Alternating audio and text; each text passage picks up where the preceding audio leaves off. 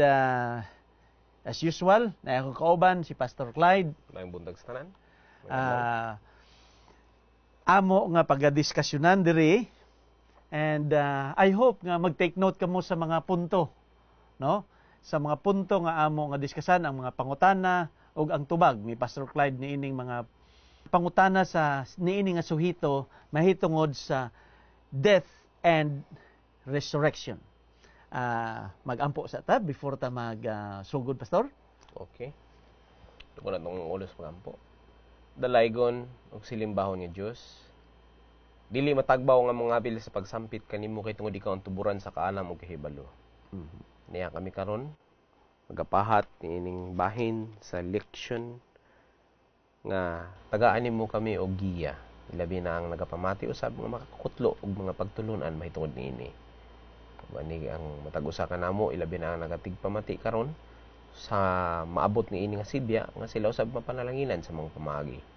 Sa ilaw mong kalapasan na magisalig ang tanan sa ngalan ni Ginoong Hesus. Amen. Amen. Death and resurrection. Ang atong memory text makita sa Juan 11:25 nga nag-ingon, si Jesus miingon kaniya, ako mao ang pagkabanhaw og ang kinabuhi. Ang mosalig kanako bisan siya mamatay, mabuhi siya. Ang mga tao o humans na ay gitawag nga innate repulsion kanang duna nga pagpamatok, no? Mahitungod sa ginatawag nga kamatayon. Tungod kay kita gituga aron nga lamang nga mabuhi ug dili mamatay. Ang tuyo gyud. Ang tuyo sa ato, no? Ang kamatayon mao ang ginatawag nga usa ka intruder. Nagsamok-samok sa atong pagkinabuhi. That is why it was not meant to be. Kani dili siya dapat ang kamatayon sa ato. Mao kini nga si Ginoong Hesus sa iyahang sayo pa sa iya nga ministry diri sa yuta.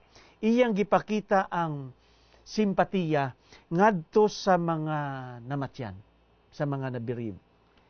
Katong baying babalo sa Nain, Pastor, na hibaloan nato nga ang iyang anak namatay og tuan na sa lulubngan, no? Tuan na sa lulubngan.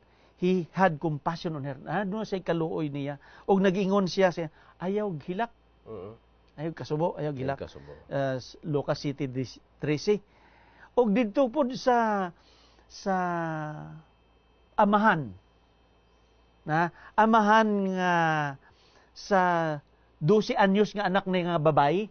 Si Jairus si Jairus. Nga nagkamatay bago pa lang yun namatay kaning anak niya nga babae. Unya gi-console siya, tambagan siya na Ginoong Hesus nga ingon siya nga do not be afraid. Ayaw kahadlok. Ayaw kahadlok. Pagtuo lang, pagtuo lang. Marcos City 36 na nag-ingon, every time sa matag panahon nga ang kamatayon mo strike sa ato nga mga hinigugma sa kinabuhi, si Ginoong Hesus tenderly moved by our grief. Natandog siya sa atong mga kasubo. His compassionate heart weeps over with us. Nagahilak po siya sa atong mga kasubo. Mao na nga si Ginoong Hesus, naghimo siya nga di lang sa nga mag-ingon nga ayaw na maghilak. Okay? Kay siya na conquer man niya o ginadaog man niya ang kining kamatayon, pinaagi sa iyang kamatayon usab ug sa iyang pagkabanhaw. Ug nagsulti pagid siya nga anaa sa iya ang yabi, ang susi, no? Ang yabi sa kamatayon. And he promised ug yan nagsaad siya, pastor nato, nga iyahang banhawon, he will raise up everyone ang matag usa nga natuo kaniya, banhawon niya Unya makabaton og kabuhi nga walay kinabuhi nga walay katapusan. Mao kini nga si Ginoong Hesus naghatag kani og mao ginatawag nga greatest promise. Nindot kay nga mga saad. Pinakanindot. Pinakanindot nga saad nga gihatag diri sa pulong sa Dios. Kaning pagkabanhaw, pag-usab. Kung ang kamatayon pa adunay siya'y final say, siya'y final say, our whole lives atong tibuok nga pagkinabuhi and everything we had ever accomplished, kawang lamang. Kawang lamang. Okay, sa una nga subtopic sa ato nga lesson, nga ginatinguluhan, state of the dead, ang kahimtangan sa mga minatay. No? Okay. Adunay pangutana kita diri. Because we understand, tungod ato na sabtan nga ang kamatayon, usara mang siya nga unconscious sleep. Nagtulog, sama rama sa pagtulog. Why is the teaching of the resurrection so crucial to us? Ngano man nga ang pagtudlo mahitungod sa pagkabanhaw hilabihan ka importante sa ato karon. Okay, salamat Pastor. Yan ang pangutana. Nganong importante man kayo nga atong mahibaluan kaning pagpanood kining gitudlo ni Ginoong Hesus mahitungod nining pagkabanhaw. Hinoon, daghan man kayo mga opinion ang nagasulpot karon gud. Mahitungod ni ining kinabuhi sa tao. Nalagi mga panghuna-huna so ba nato mga higala na kung ang tao gani mamatay, ang iyang kalag buhi. So, unsa may kinahanglan niyang banhawon kung naay nagpabili niya nga buhi. Naay gihisgutan sa balang kasulatan kung maghisgot gani ang Biblia ilabi na sa punto sa Hebrehanon nga pinulungan nga gitranslate niya ini nga mga pulong nga flesh, kining unod, kalag ug espiritu, dili na sila ingon nga lain-lain nga entity. Kundi nag-describe lang na sila sa hinon ang spirit din ang gisigutan small letter nga spirit. Kay kung maghisgot og dako, balang espiritu na. Okay, Holy Ghost or small letter S. Small letter S nga spirit.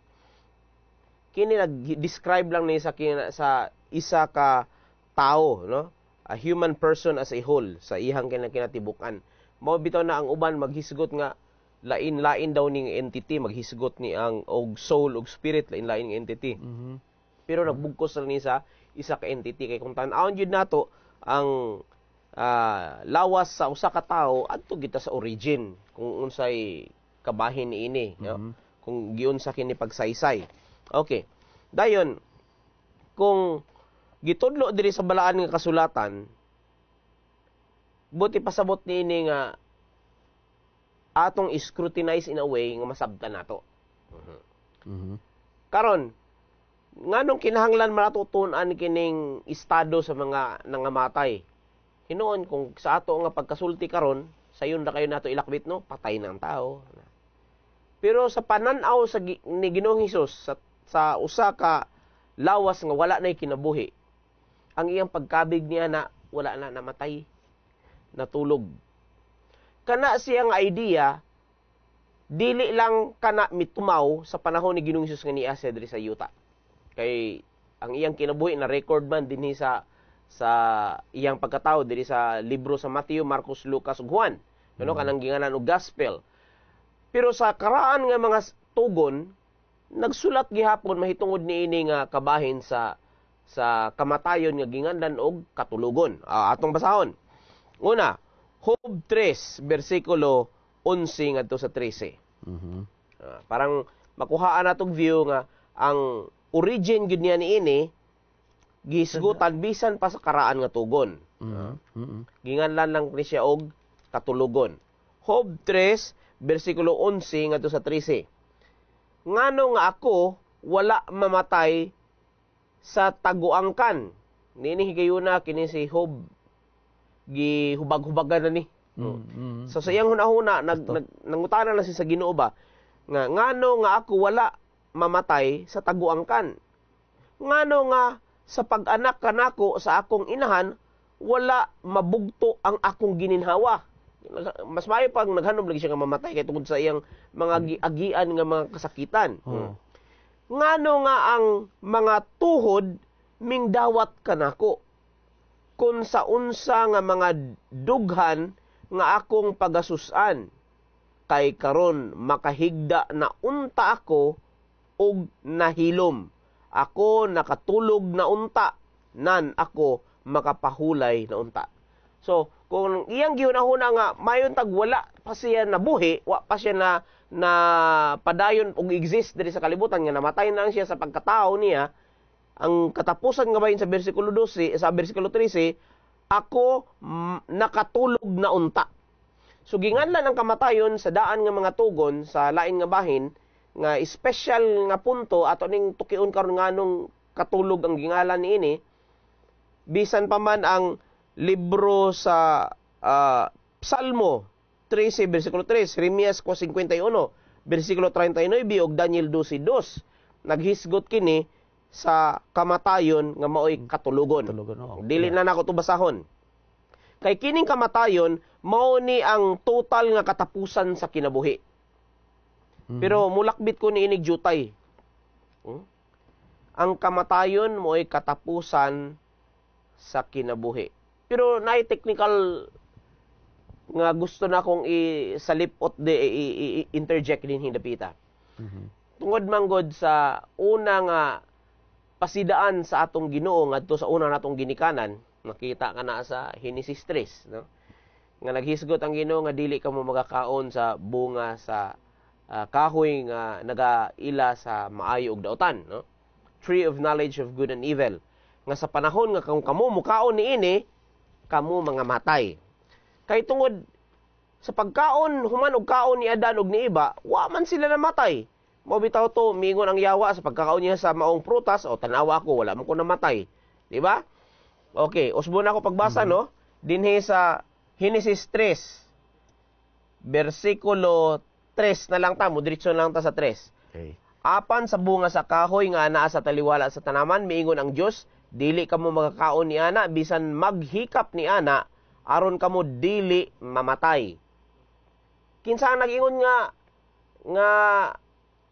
aron nga dili sila mamatay, kinahanglan dili sila mukaon. Kung ato nang balihon, kung sila mukaon, sila mamatay. Mao na ang tuyo sa giingon dinhi. Unya dayon kay laktod nga pag-istorya, mikaon man gyud, namatay ba dayon sila insigidas? Namatay ba dayon sila, pastor? Sa imong na? Wala. Okay. Pero tan-aw nato kung namatay ba gyud sila insigidas o wala. Nagsugod sila pagkamatay. Nagsugod sila og pagkamatay. Nasugod na sila nga mamatay. Nagsugod sila. Sa ato pakita karon nga buhi, nagsugod na pud pagkamatay. Oo. Tan-aw nato ang mga ebidensya bahin sa sinsya. Diin man ang bahin ni Adan ug ni Eva ang sila nangamatay, bisan tuod sila ni atong higayon na buhi. Ang tao nga patay bisan imong sikara na, di gid mo balos. Kay kung ang tao nga buhi sikari na, sakit na kayo, ayon mo tubag na. Labi na kung dako sa imong lawas. Hapakon ka niya na, o di sumbagon ka nga naman. Ano imong gisikad-sikaran, gagamay raman kayo kanya, dakong tao ra ba imong gisikaran. Pero niya, timan niya, ang taong patay, kung imong sikaran, dili mo, balos. Kay kung balsamar mo gani ang taong patay, gihiwa, wagin na sila gibalos. Gi-autopsy, wagin sila may balos. Nga naman, wa naman sila pagbati. Pero niya, ebidensya. Kabahin sa ato, bisan kita buhi, kabahin sa atong lawas, patay. Kining atong buhok. Sa dinha ang giputol ni, nibati ba kitag sakit? Wala. Nga naman, these are dead cells. Mga keratin. Asa man nga bahin sa buhok ang buhi, naa sa punuan. Ginganay ka na sa hair follicle. Mga ginaduso na niya ang buhok, niya kini nga dead cells ani keratins. Usa pa yun, kuko. Sa dinha nga magputol kita sa tong kuko, sakit noon kung mapaakran ang unod. Pero pagputol sa kuko, dili bation sa lawas, kay tungod these are also dead cells.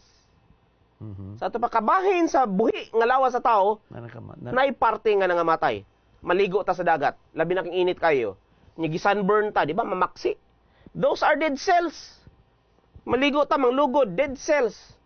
Kung kita mangihi, mga cells yes, kuha mo si epithelium, manggawas. Ilabi na kung ang mga babae sa ilang monthly period, mag-slough off, naa sila yung monthly period nga mugawas.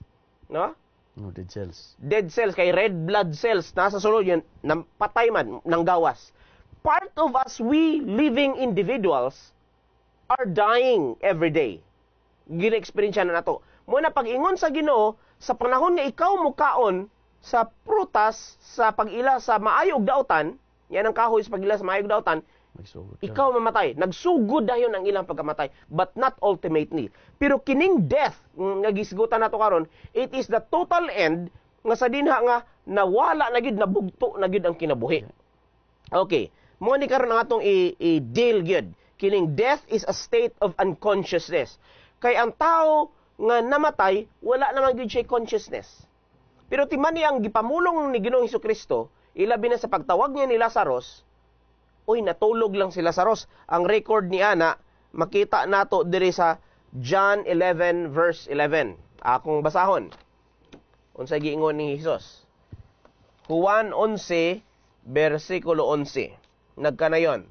Gisulti niya kining mga butanga, ug unya mingon siya kanila, ang atong higalang si Lazaro natulog. Apan muadto ako aron sa pagpukaw kaniya gikan sa paghikak tulog. Nganong mingon man siya nga iyang pukawon? Kay atong nahibaluan na eksperyensya na nato nga si Ginoong Hesus maoy Juan 14 versikulo 6. Siya mao ang dalan, siya mao ang kamaturan, ug siya mao ang kinabuhi. Naa kaniya nagasukad kay siya ang naghimo usab sa kalibutan. Nan kung siya ang kinabuhi, sa tao nga way kinabuhi, iyang duolon bangon din na, mubangon kay naa kaniya ang tinuburan, ang tuburan sa kinabuhi. Sa atong pagpadayon ini, nganong epic man kaayo ang kinabuhi ni Lazarus nga sa iyang pagkabanhaw.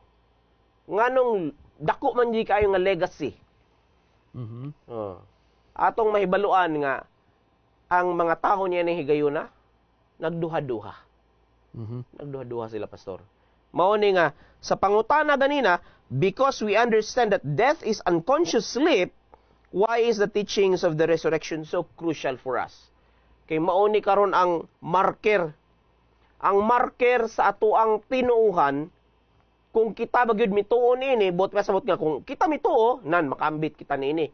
Kung kita nagduha-duha og dumili sa pagdawat, sa pagtulunan, sa pagkabanhaw, sayang ba? Sayang. Kaya di man kamubangon. Di man tamubangon kung di nato ni tuuhan. Ingon ani ramang gunao. Ingon pa nga akong professor sa una. Kung si Kristo dili mo balik, dili ta mabanhaw, pariha ra gyud ta sa mga tao nga bisan pa sa mga atheist, kanang mga tao nga wala mituo Ginoo. Parihor ta na buhi sila, mikahaon, matulog, magluling hayaw, parihar ta. Kita mikaon, nabuhi, kung sa pa natong buhaton diha, parihar ta nila. Sila mga matay, kita mga matay. Dili mabutang Ginoo, dili sila maluwas, di po ta maluwas. Pero, ni ang pero. Kung tinuod nga si Kristo mo balik, sila magpabilin sa yuta. Ang tao nga nagtuo ni ining pagkabanhaw sa pulong sa Ginoo, muuban kaniya. Kay mao na ang saad sa balang kasulatan. Padayon ta, pastor. Okay. Pastor, katong niingon si Ginoong Hesus kay Lazaro, ako way ko duda nga siya mismo ang pagkabanhaw nga naman. Kaysa iya ang susi, di ba? Siya ang susi sa pinadayag. Pinadayag 1:18. Unya katong pagsadto nila kay mo tong ingon nimo nga nagaduha-duha. Pag osyoso. Osyoso. Pero katong nagtuman sa sugo ni Ginoong Hesus nga paligid ang bato. Katong nagtuo kay wa man to mahimo ang milagro kung wa pagpaligid ang bato. Unya dito, pastor na. Dito na abli na atong lubnganan ni Lazaro. Unya gitagaan sila example. Example pareho sa gibligya og kwan ba? Sample kani. Tilawi. Tilawi. Okay. Dito gintagaan gud example ni Ginoong Hesus nga Lazaro gawas, di ba? Ingon siya, Lazaro gawas. Nga naman kay ang iyang example si Lazaro lang. Kay kung wa niya gi-mention ang si Lazaro, manggawas ang uman, di ba? Di pa man panahon sa uli. Pero dito si Maria o si Marta nakasabot na sila nga siya di ay ang pagkabanhaw. Pero mabanhaw na sa uli adlaw. Naglantugi pa sila. Pero dito si Ginoong Hesus gihatag niya ang example sample nga si Lazaro nagawas. Kita nimo, upat ka adlaw na to nagganas nagatulo na gani gurutong iyang. 24 oras ang taong nabugtuan sa kinabuhi, wa na muhumok na, musugod na og gawas ang baho niya. Okay, muhumok na ni. Ato pa ika-duha ka adlaw na, dunot na. Pero upat gud to ka adlaw. upat ka adlaw. Pero mo tanging yung ni Ginoong Hesus nga ang iyahang balatian dili sa kamatayon kung di sa himaya sa Ginoo, di ba? Kay didto gihimaya sa nila ang Ginoong Hesus tungod sa milagro nga iya gihimo. Oo. Tungod sa milagro. Mao ning isa pud kabahin diri nga gihisgutan mga higala ug mga igsunan nga ang pasalig ni Ginoong Hesus sa pulo nga iyang ginabungat sigurado gyud kanang amatuman. Oo. Pero lain lang ni pagkasulti diri sa ihang gisulti ngadto sa kawatan. Ang kawatan na paglansa niya ba? Oo, maabda na to na. Lain pud tong pagsulti. Hinon, tanan nga pulo nga gisulti ni Ginoong Hesus kinahanglan nga matuman og tinuod. Pero ang gisulti diri sa Ginoo ni Kristo ngadto sa kawatan nga miingon siya nga today, ang giingon niya, assuredly I say to you today, you will be with me in paradise. Naana sa Lucas 23 versikulo 43. Atong basahon lang ni sa Cebuano. Oo. Naamanggoy. Naikama mangguna sa kasagaran karon. Naamanggoy kama lagi Lucas 23 versikulo 43. Sige. Nag-ingon. Kaniya si Jesus mitubag nga nag-ingon, sapagkat tinuod magaingon ako kanimo nga karong adlaw adto ikaw sa paraiso uban kanako. Karon kung ato ning sandigan nga niadtong adlaw tuwa na sa paraiso, sa Biyernes palang daan sa hapon nga namatay si Ginoong Hesus, o gibali-bali man tong mga kawatan kay wala man to sila mamatay nitong adlaw, hapit naman gud ang sunset, mo tong gibali-bali sa pa namatay sila nitong adlaw. Niadtong adlaw wala man sila may salta dito sa langit kay si Ginoong Hesus Domingo pa nga nakanaw. So dili mahitabo nga niadtong adlaw tuwa sila sa paraiso. Kay ang gibasihan man gud niini kung tan-aw nato niini ang manuscript sa original tongue sa Griego. Ang Griego nga pagkasulat walay kama. Walay kama. Karon pag may kama naman. Pag translate niini sa Septuagint, 70 scholars, actually the number actually is 72 nga gi-order ni King James sa pag-transliterate sa lain nga lengguwahe padulong sa English. Old English. Gibutangan nagkama. Gibutangan nila og kama. Unya ang placement sa kama gibutang nila dinhi sa today. Before sa today. So nagingon niya, assuredly I say to you, kama, today you will be with me in paradise. Sa taban niya ng adlaw tuwa sila sa paraiso.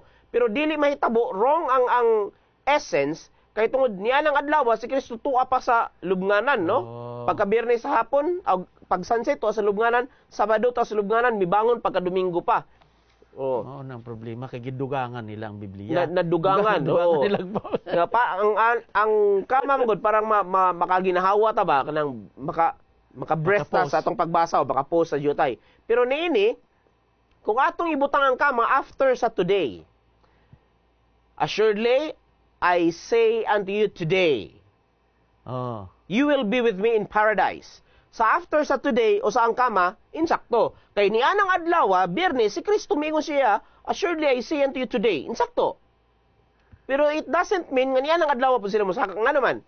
You will be with me in paradise. After nga misulti si Ginoong Hesus, ni anang adlaw, basta gisiguraduhan siya pagsulti. Tagaan siya assurance. Nga mo, dalon gyud siya sa paraiso.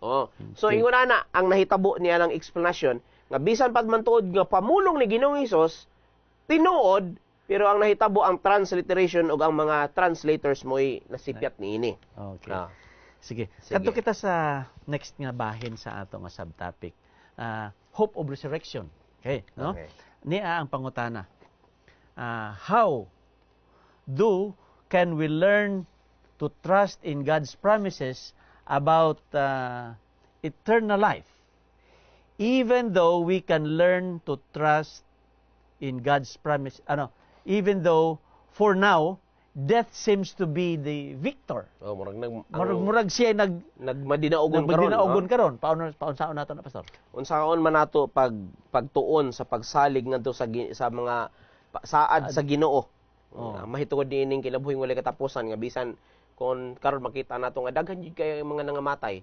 Usay makaingon bitaw nganong namatay man to siya nga kamaayo ba niya ato nga tawo? Oo. Oh. Nga dili pa man gid unta to ang ngayan nya ka buutan biya ni atong bata ato. Pero naikanta karon usay makakatawa lagi ko. Moingon na mura magbugal-bugal man siguro nga kanta. Pero moingon ang bait mo naman, sana kunin ka na ni Lord. Okay, buutan mo siya. Kuhaon lang ko na siya sa Ginoo. May punto. Nga naman.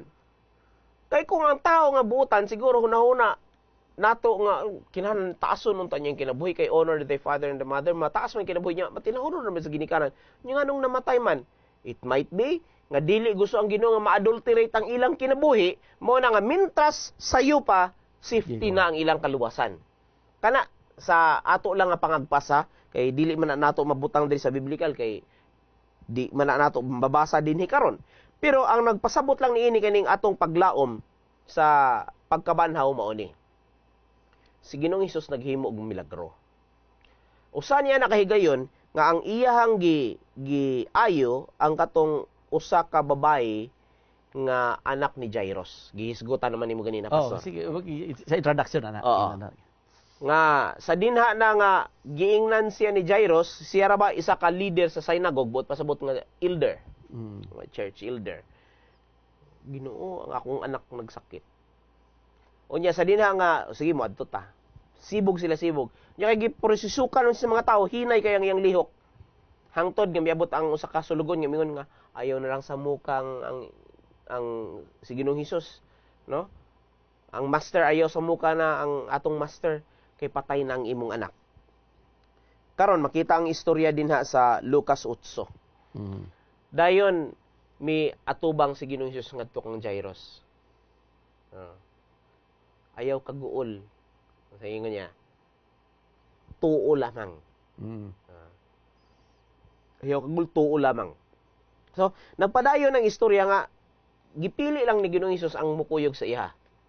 Si Peter, si James, ug si John nga mao kini siya ang igsuon po ni James. Si James siya ang igsuon, anak ni Zebedee.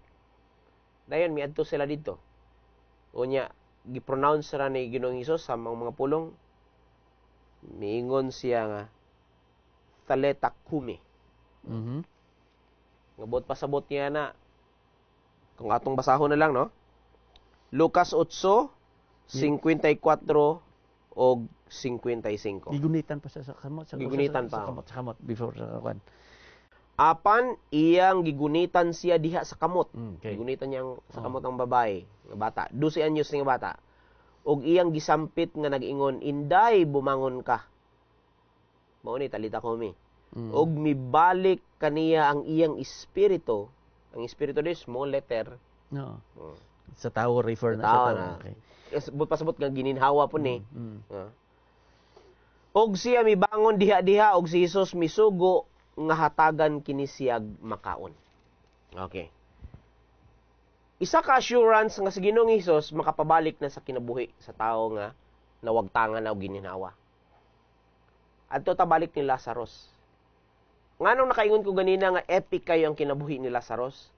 Upat na gud ka adlaw, dunot na, baho na. It needs a lot of faith nga mo balik ang kabusok sa lawas ni Lazarus. Kining bata nga namatay, oras pa lang. Wala pa siya na dunot. Pero kay tungod si Lazarus, tuwa na si sulod sa lubnganan, upat na kaadlaw ang milabay, dunot na. Mo na nga, nag-ingon si Martha, nagtuo sila nga there is a resurrection. Pero sa katapusan pa nga mga adlaw. Pero gipakita ni Ginoong Hesus nga, I am the resurrection. Ako mo ang pagkabanaw. Ako mo ang kinabuhi. He has the authority. Mo na nga iyang giadto dito, iyang iligida ang bato. That's why the resurrection of Lazarus is an epic story nga angay nato nga huptan. Nga naman, sa rason nga kita usab mubangon sa himaya. Amen. Amen. Mao gyud ang atong pasalig. Mao na atong hope, na? Mao nang atong hope paglaom nato sa pagkabanhaw. Okay, let's move on to the next subtopic, the resurrection and the judgment. Okay. Kani ang pangutanan ni ini nga subtopic. Is the resurrection the ultimate end of God's people? Ang pagkabanhaw bala mao ang ultimate nga hangturan sa mga katawhan sa Dios? Ultimate end of God's people. Hinoon, resurrection, ako ang ikatubag niya na dili. Aha. Dili ang resurrection may ultimate end. Kaya kung maghisgot kag ultimate end, but pasabot nga hangtod ka lang sa resurrection. No more beyond. Pero timan nga ang atong pagkabanaw tungod kay gusto ta makig-uban sa Ginoo. Pero timan ang resurrection kung dinha lang ta maghisgot niya ng pulunga, ultimate end, sa ato pa pareho ra ang mga daotan ug matarong. Pero gisegregate manggod. There is a segregation. Atong basahon. Juan 5 versikulo 28 ug 29. Para atong masabtan. Juan 5 versikulo 28 ug 29. Nagingon din ayaw kamo kahibulong niini, kay ang takna nagasingabot na, nga ang tanan nga naa sa lubong managpakabati sa iyahang tingog. Ang tanan. Banhawon. Banhawon yun. Tanan, daotan o matarong ang tanan nga naa sa lubong. Mubangon yun. Versikulo 29.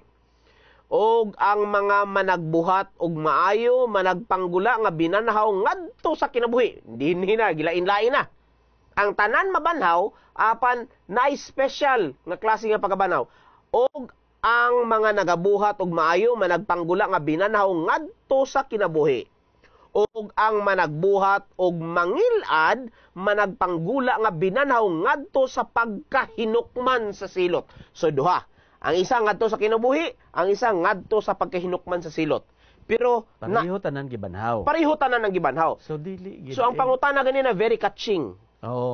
Very catching, no? Medyo nakabati ko dai ka. Nakabati ko dai ka. Is it ang pagkabanhaw ba mo yung ultimate end sa mga anak sa Ginoo? Very catching. Dili ang pagkabanhaw mo yung ultimate end. Naapay bakasyon. Naapa. Ay bakasyon nga dili usa ka semana, dili usa ka bulan, kundi usa ka libo ka tuig. Usa ka libo ka tuig, Dili lang sa ato nga topic karon, pero pag human na ng bakasyon, mabalik pag yun sa kalibutan nga baguhon na. Okay. Hinon ka na nga pulong nga bakasyon dili na nato mabasa sa Biblia because that's the term nga atong gigamit karon nga dili kita kining atong lugar karon nga diri ta na puyo nga moadto kita sa lugar nga dili nato na lugar, no? Unya mobalik pud ta sa ato nga kaugalingon lugar. So gigamit ato ang pulong nga bakasyon. Pero ang unang milenyo. Ang term gid diri nga gihisgutan mao ang millennium. Okay. Ang usa ka libo ka tuig kanang pulong gud nga millennium gud kuan man guna kanang Latin. Pero ang term nga gisulti sa Balang Kasulatan usa ka libo ka tuig. Okay, 1,000 years. So gikan sa atong pagkabanhaon niya kana kung kita nagapabilin dinha sa pagpangalagad sa Ginoo, mubangon kita sulod sa usa ka libo ka tuig iyatang dalon ngadto sa iyang gingharian. Apan magabalik gihapon kita dinhi sa kalibutan sa dinha nga bag-uhon na kini. Kay naa man gyud nangutanan nako niya na Pastor God. Asa ka nakakita niya ng bakasyon nga sa kalibo ka tuig? Di man pud gyud na to nabasa na to ang pulong nga bakasyon. Wa man pud gyud na. Pero tungod lang sa rason nga dinhi ta lang puyo ning lugar moadto ta didto nga dili na atong lugar, imubalik ka pud ta diri. Di na gikutlo na to ang punto. Kanang terminology sa like layman's tongue. Nga para masayon sabton nga kuan kay siyempre makadto ka didto pero dili to imong lugar. Dili to atong lugar. Mao na nga ingon nato nga bakasyon. Mao na ang kuan. Pero ang technical term mao na nga millennium o sa English, sa Latin millie og anyo. Millie og anyo nga ang mil 1,000 og anyo nga years, 1,000 years. So, mabasa nimo 1,000 years na mabasa. Mao lang na ang kwan. Pero gani ang uban nga mabasa mo lagi. Pero mabasa nimo 1,000 years. 1,000 years gyud. Pareho gyapon na sa kwan. Pareho gyapon na sa Trinity, no? Oo. Pero niya pa gid ang gisulti diri. Ang pagkabanhaw sa iyang kinaugalingon dili siya reward, dili pud punishment. Dili siya reward, dili punishment. Nga naman, kana siya, it is the precondition gibanhaw lang og precondition ka na aron dawaton nimo ang kinabuhi nga wala katapusan O kun ang paghukom. Pero dili sila magdungan. Una mahitabo, sumala pa sa record sa unang Tesalonica 4:16, ang una banhawon kadtong mga nangamatay din na kang Kristo. Bot pasabot mga tao nga mga matarong. Human sa usa ka libo ka tuig, inigbalik na dinhi sa yuta. Record na diri sa balaan kasulatan sa Pinadayag. Nga human sa usa ka libo ka tuig, ang mga dautan mao na pud ang iyang banhawon. Aron nga hukman sa silot. So dili sila magdungan og pagkabanhaw. Una ang matarong sa dalon sa dito sa langit. Inigbalik na human sa usa ka libo ka tuig, mao pay pagbanhaw sa mga dautan. Mao na higayon nga magkita-anay na sila. Magkita-anay na. Pareho sila gibanhaw. Pareho sila gibanhaw. Meron ka batikod gani. Wanang technical kayo ang kuan, ang pangutana. Pangutana gani na naka. So dili mga kaigsuonan, dili ultimate end ang resurrection. Precondition ka na siya nga sa pagbaton sa kinabuhi, sa gas sa kinabuhi nga way katapusan ug mausab sa pagbaton sa paghukom sa mga dautan. Okay. Adto kita sa next nga subtopic, Wednesday part. What Jesus said about hell. Unsay gisulti ni Ginoong Hesus mahitungod sa kining impyerno. Okay. Hatag ko lang daan ang pangutana. Unsa may warning nga gihatag ni Ginoong Hesus, Jesus pronounced regarding hell. Unsa iya nga warning mahitungod sa impyerno nga ginatawag. Okay. Sa ato nga balaan nga kasulatan nga ginagamit. Bisagasa diya balaan kasulatan ilabi na sa Catholic Bible, no. Na ay mga pamulong din nga atong makutlo mahitungod sa kining impyerno.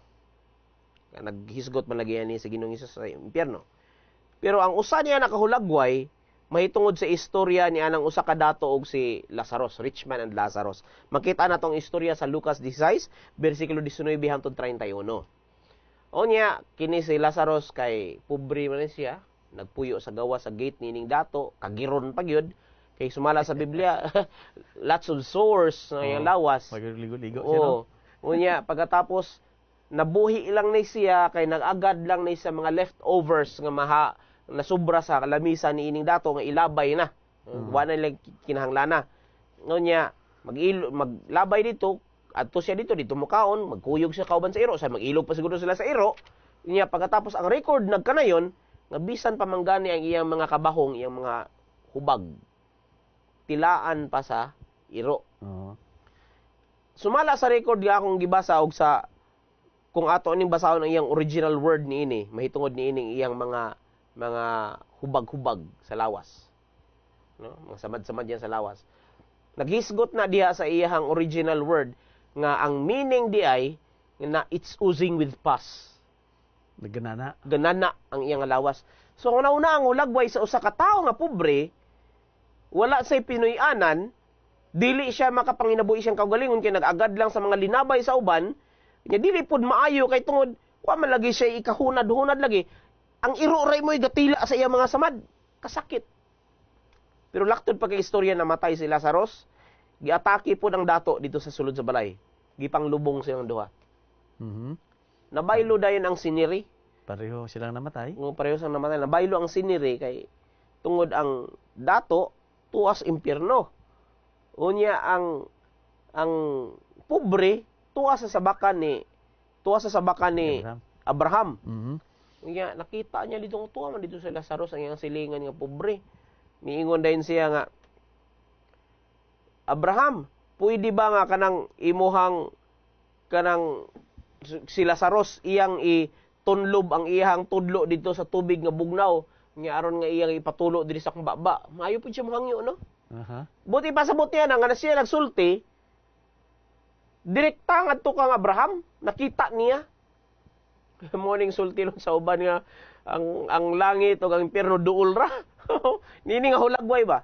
Pero sa tumoy miingon si Abraham nga dili mahimo kay naay nakaulang nato nga ang gikan dinhi dili makalabang padung sa impyerno, which is true, ug ang naa sa impyerno dili makalabang padulong diri sa langit. But pasabot nga ang iyang destiny it was already sealed. Uh-huh. So nanghangyo ang tao nga tuwa dito sa impyerno nga. Pwede ba nga ipabalik nimo siya dito sa yuta aron magmensahe dito sa ako mga igsuon, 5 ka igsuon. Ingon dahil nga na may mga propeta nga nagasulti. Wa gani sila mituo sa propeta kini pabanoon nga gikan sa namatay mo balik, mahigdi sila managan, no? Uh-huh. Di sila mga hadlok. Dili mo balik sa dili mahimo. Mingon siya, wa man gani sila mituo sa mga propeta nga buhi kini banoon nga patay nga ipabalik ito. Pero ang punto din ha, dili mahitungod ni ining impyerno. No? Ang punto din ha nga we cannot change our destiny when we die. Mo na ang punto din na Fix na siya. Fix na siya. So it will determine kung unsa ang tumoy sa atong kinabuhi. Our future destiny is determined by the decisions we make daily in this life, no? Pinaagi ra gyud sa atong pagkinabuhi nga makadeterminar nato ang atong nga destiny, no? If we reject the light God grants us here, there is no opportunity after death. Mm-hmm. Kung atong gisalikway ang kahayag sa Ginoo nga atong na-experiensyahan karon nga gisalikway nato, na mo nagiingon nga wala lagi oportunidad kung ang tao mamatay. Wa na, tapos na. Mo na ang istorya ni Lazarus. Pero balik ta sa pangutana, mahitungod sa impyerno. Ang Biblia nagsaysay og tulo ka klase nga impyerno. Ang una nga gisaysay dire mahitungod ni ining Sheol. Sheol kung sa Hebrewanon o Hades kung sa Grego. Pero parihara siya og meaning. Mm-hmm. Hades or Sheol.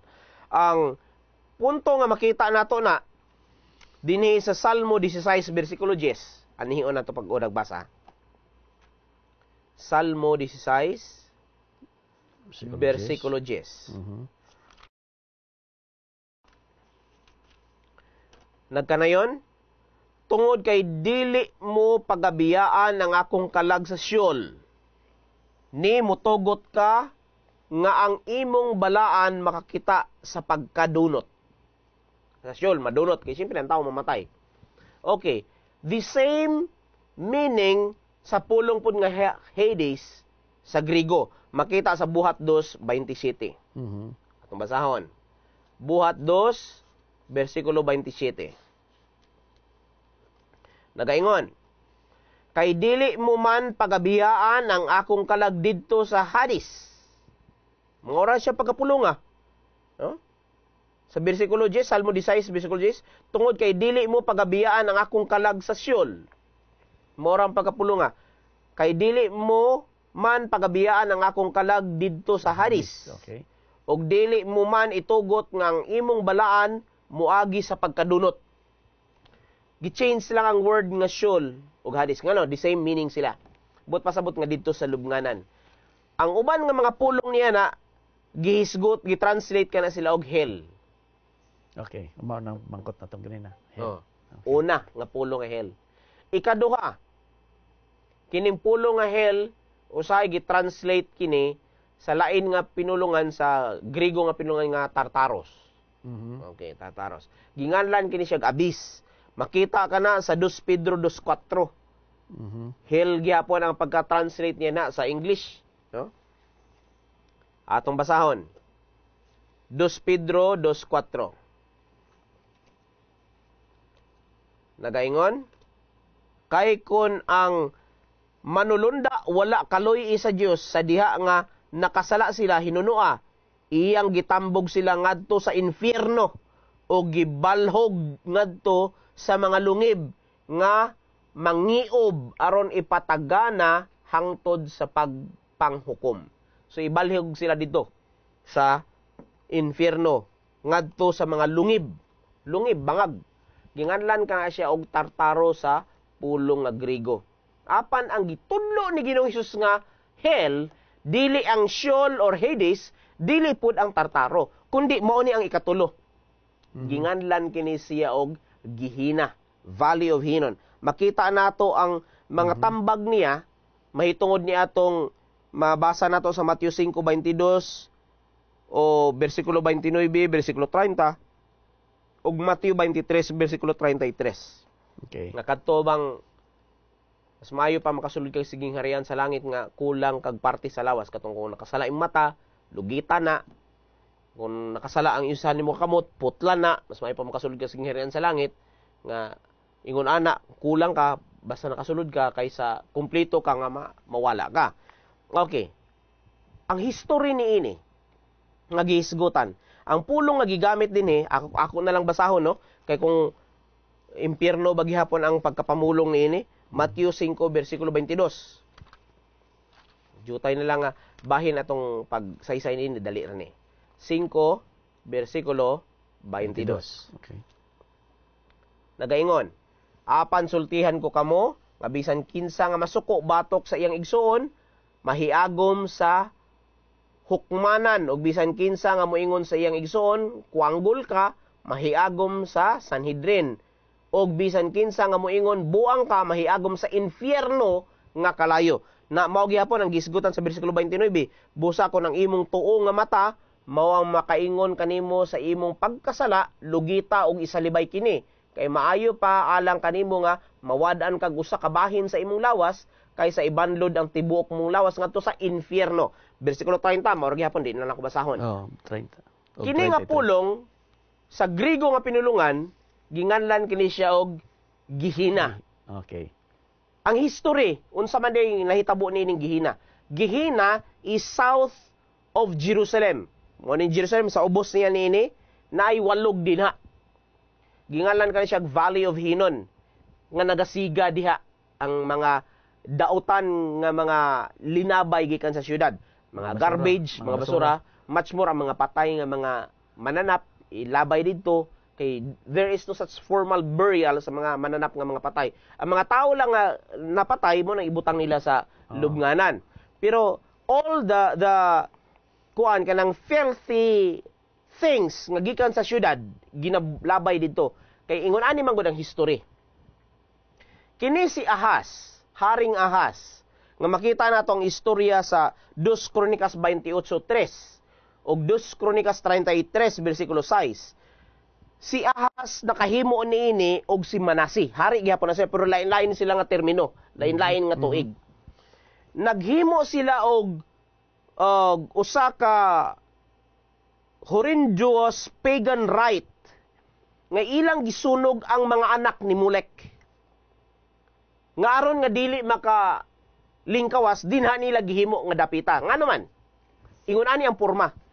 Usa ka na siya ka valley, pero naay steep walled kanang steep walled nga kuan ba passage gikan sa valley.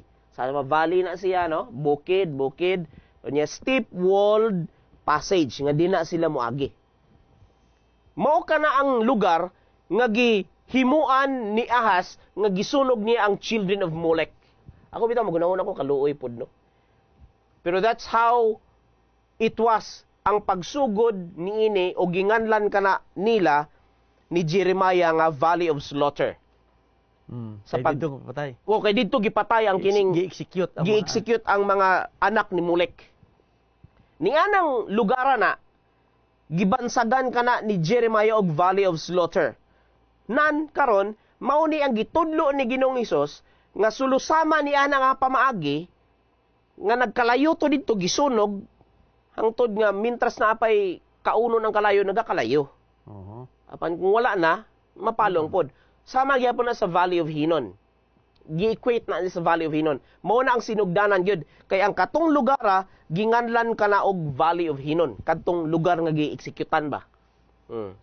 Mao pud na ang lugar nga gilabayan pud sa mga debris, sa mga filthy things nga gikan sa syudad sa Jerusalem o ginasunog na aron nga ma-maintain ang kalimpyo sa syudad.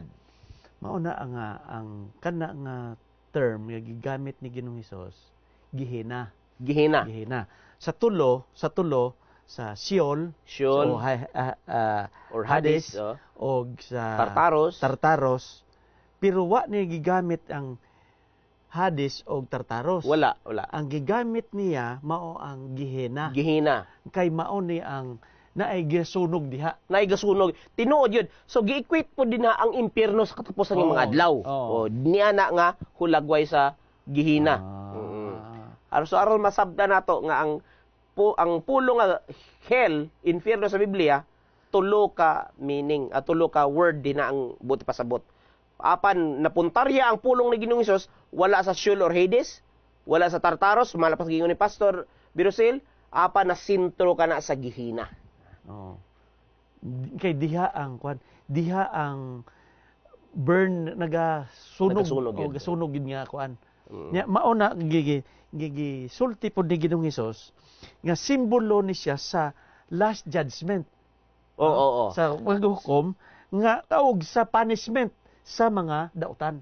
Mao na siya ang gihulagway din ng dapita. Nga ang tanan nga mga dautan sa syudad, gisumbulo po na nga ang mga dautan sa katapusan ng mga adlaw. Diha ibalhog. Okay. Adto kita sa last part sa atong lesson. Jesus conquered death. Ang pagdaog ni Ginoong Hesus may tungod sa kamatayon. Why we must trust that Jesus can and will resurrect us as He promised. Nga naman nga kita mosalig nga si Jesus makahimo ug iyang himuon ang pagbanhaw kanato sumala sa iyang saad. Okay. Gikutlo naman ni ganina pero ako lang gyud nga usbon kay nindot mangugayo. Kaya naghingon si Ginoong Hesus nga siya manggod ang pagkabanhaw. Siya ang resurrection and the life. Nya gawas pa niya na ana kaniya ang yabi. Kunaw na kung kita gani mosulod sa balay. Kung maayo kayo pagka himo ang balay nga dili masudlan sa kawatan nya giltrang ka nato. Magpaabot gyud ta sa atong mama o sa atong papa o kinsa man nga nagunit og yabi, magpaabot ta kanos ang maabri usa ta mosulod. Sa sulusamang paagi ingon ana si Ginoong Hesus. Naa kaniyang yabi. Aron kita makasulod sa iya nga gingharian, nan mosulod ta sa iya, magpaluyutan niya. Nganong kinahanglan man nato nga tuuhan? Kay naa kaniyang yabi. Nga lang asa ta mangita og lain nga naaman sa iya ang yabi. Mo ni nga si Ginoong Hesus mooy nakabuntog sa kamatayon. Kay tungod iya namang nabuntog, sumala sa atong natunan nga si kabahin ni Lazarus, sa ako pang giingon, epic ang pagkabanhaw ni Lazarus. Kay tungod siya dunot, apan na reinstate sa iya ang unod nga himsog o kinabuhi. Hinoon, it doesn't mean kay pagkabanhaw ni Lazarus nga nagkinabuhi siya all throughout his life, no? Namatay gihapon siya. Pero pakita lang sampol. Gipakita ang sampol mo na nindot. Kay gipakitaan ta sa sampol nga mao ni. Gitagaan ta og istorya nga mao ni. Yan ang pagkabanhaw dili but istorya. Dili kay kwan pa, kay may example ang gihatag. Gitagaan itong sampol. Ang nakanindot aning pastor sa kwan sa ato nga pagtuo sa Christianity. Kay ang gituuhan nato buhi na kay sa uban nga mga lain nga relihiyon si Muhammad patay. Tuwa sila sa lubunganan ni hapon. Si Confucius bukog na sa mika. Si Confucius patay. Si Lao Tzu patay. Si Rizal patay. Na may Rizal yan, patay gihapon. Patay. Pero ang Kristiyano kay nagtuo kita kay Ginoong Hesus, buhi to asa lang. Wala nang pabili niyan bukog dili makita. Wala ang bintahan nato. Ang ato nga parting statement nga makita diri sa Great Controversy page 644 sa atong further study nag-ingon. The voice of the Son of God na tingog sa anak sa Dios calls forth the sleeping saints. Mao'y motawag sa mga buhi. sa mga nangatulog ng nangatulog mga nga balaan. mga balaan. Pero makilazaro, gitawagan nila. Pirti di ay no, nga ang tingog ni Ginoong Hesus mulatas diri sa igdulungog sang patay nga tawo. Kunya makadungog. Makadungog siya. He looks upon the graves of the righteous, then raising his hands to heaven, he cries, "Awake, awake, awake." Yo, wa na ngalan. Kay awake, bangon. Katulo ka bisis. Ingon, "Ye that sleep in the dust and arise." So, kamo nga natulog diya sa yuta, magbangon. Okay. "Throughout the length and the breadth of the earth, the dead shall hear that voice, and they that hear shall live." Sila nga makadungog, mabuhi. From prison house of death, diri sa prisuhan sa kamatayon of death, they come clothed with immortal glory. Gaygon sila. Pagkadindon, no? Di na madunot. Crying, "O death!" Kanya ba? Gaygon siya. "O kamatayon, where is thy sting?" Asang imong hapdi, no? "O grave, where is thy victory?" Asang imong pagdaog. 1 Corinthians 15:55. "And the living righteous and the rising saints," ang buhi, no, kani ang mga buhi nga mga matarong ug ang mga gibanhaw nga mga balaan, shall unite their voices, mag-usa sila sa tingog, and glad to shout, nga magsinggit sila og pagdaog, victory, kadaugan. Sila nga buhi, hinaot buhi pa unta ta, pastor, no? Hopefully, og sila nga mga gibanhaw nga mga balaan mag-usa sa pag-ingon na sa pagdaog nga gidala sa aton Ginoo. Praise the Lord. Okay, daghang salamat, pastor, sa aton mga viewers. Daghang salamat sa inyong pagtangkilik na ini nga programa, lesson preview. Og sa next week last na to na apan karon ato nga takpan ang ato nga pagtuon pinaagi sa pagampo. Amahan nga balaan, Dios namon yung makagagahom. Dako ang mong pagpasalamat kanimo sa higayon nga kami nakatuon sa imong mga pulong, nahitun-an namo ang imong kamatayon og ang imong pagkabanhaw. Anaa kanimo, Ginoo, ang susi, ang yawi sa kamatayon, kay ikaw man mao ang pagkabanhaw ug ang kinabuhi. Hinaot, Ginoo, nga kining saad nimo imong amo huptan ug lig-on, kay bisan kami man ug amo mga hinigugma maka-eksperyensya sa kamatayon, di kabigon lamang namo nga nagtulog, kay adunay pagkabanhaw nga imong gisaad sa matag usa nga nagtuo diha kanimo. Kining amo nga handom ug amo nga hangyo diha sa ngalan ni Ginoong Hesus nga among manluluwas. Amen. Amen. Daghang salamat. Salamat.